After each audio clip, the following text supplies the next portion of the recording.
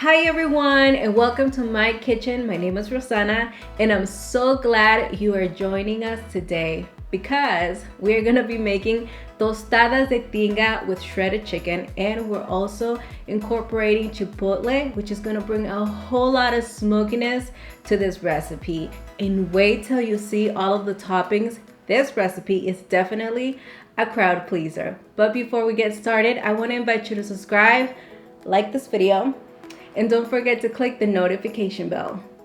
Let's get cooking. To start, place 2.5 pounds of bone-in chicken breast in a large deep pot. The bone will naturally give us more flavor. That way we can use the broth later on. Then pour in enough water to cover and cook the chicken. Make sure to add a small bunch of hierba buena or mint leaves and half of a medium white onion. Lastly, add in 3 garlic cloves and let it reach a boil on high heat. When boiling, add salt to taste and lower to medium heat. Cover and let the chicken cook completely. When the chicken has entirely cooked, remove the pot from the heat and let the chicken rest in the broth for approximately 10 minutes. This way it remains juicy. After the 10 minutes, remove it from the broth and allow it to cool down completely. Also preserve 2 cups of the broth and set to the side. We will need it later on. Now we need to make some refried beans. I have taught you my recipe in previous tutorials, so let me do a quick recap. In a large pan, saute half of a medium white onion diced in about 2 tablespoons of olive oil. Once softened, add in 1 garlic clove minced and keep stirring until the onions are caramelized. If you feel the onions are burning or browning too fast, lower the heat. Once caramelized, carefully pour in 3 cups of cooked pinto beans with some of the bean broth.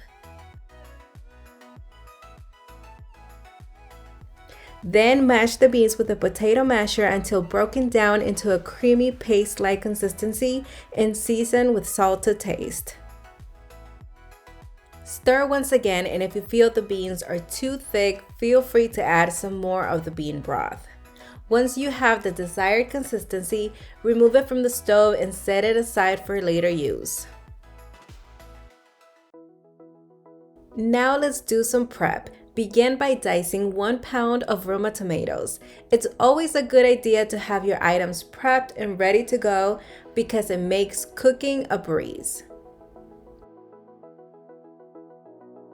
We will also need 3 chipotle peppers. Make sure they are the ones that come in adobo sauce. You can find them canned in the pickled jalapeno aisle at the grocery store. Go ahead and roughly chop them. Also reserve 3 tablespoons of the adobo sauce. This is the sauce that chipotles were soaked and seasoned in. Onions are a must in this recipe. Slice 1 medium white onion and mince 3 garlic cloves as well.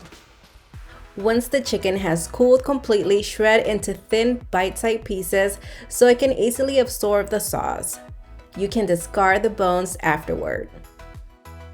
Now that we have prepped everything, it's time to cook. In a large pan, pour in 6 tablespoons of achiote infused oil. This oil is insanely easy to make and it will surely take this dish to the next level.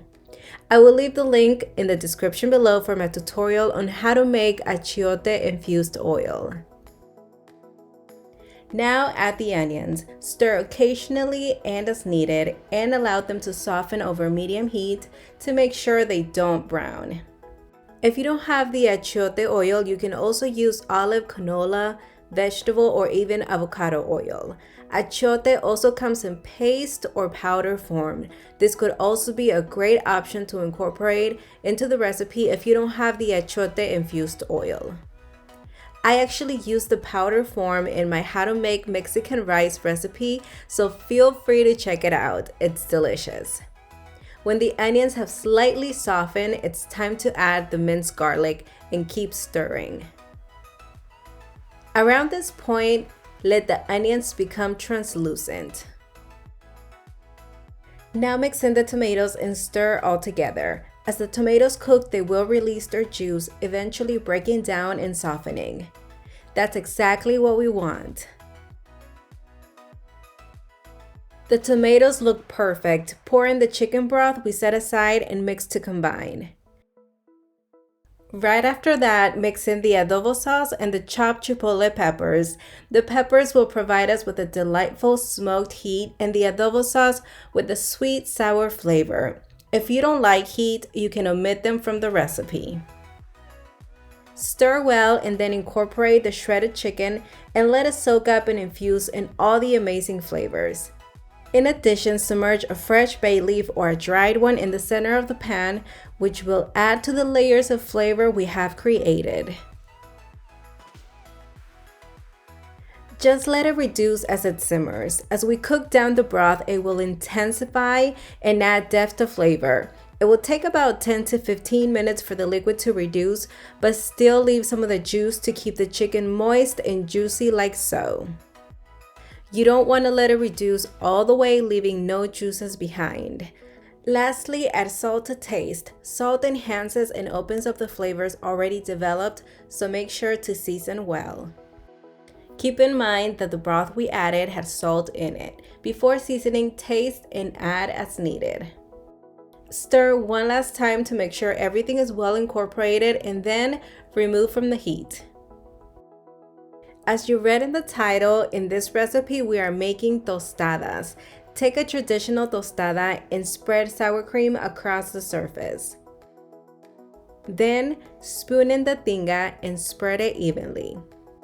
Top it with shredded iceberg lettuce and queso fresco, which is a type of Mexican cheese.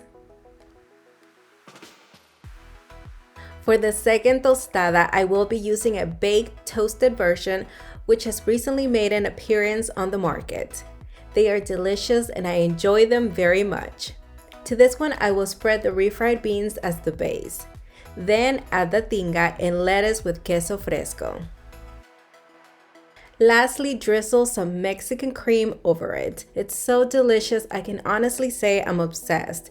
I daydream and dream with these tostadas all the time. I get to taste this and enjoy it.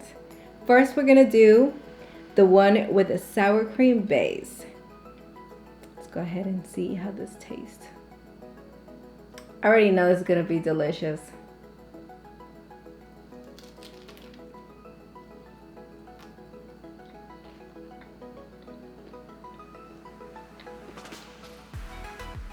Oh my God, I love the sour cream base because it really complements the explosion of flavor that the tinga has.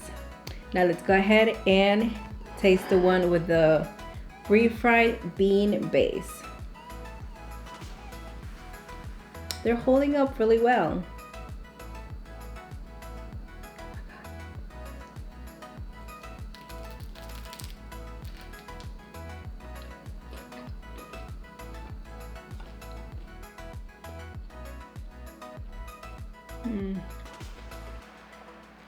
The beans are good, the tinga is great, and the toppings are awesome. I really can't pick between both of them, so it is up to you to decide which one you prefer.